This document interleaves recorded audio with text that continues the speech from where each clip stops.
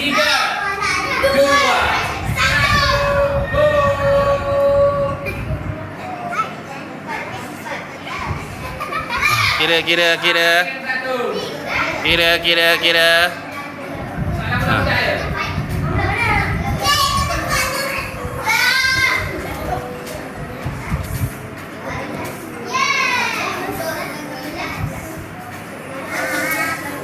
Kira. Kira jawapan.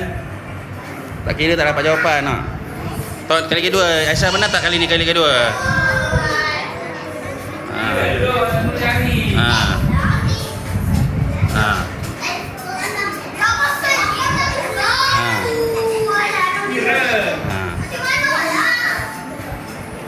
Ni jangan besar dah.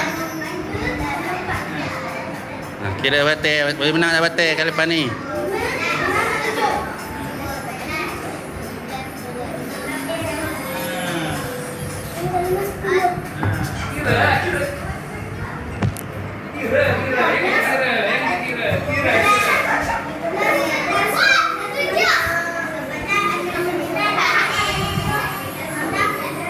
Dapat tak Aura? Dapat nombor 1. Nombor 1. Oh iyalah nombor 1 lah. Aisyah dah kalah dengan Aura ni.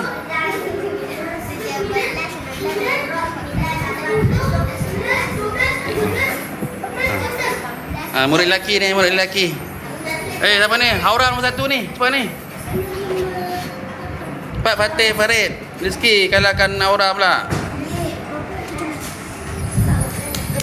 Rizki Betul lah, betul.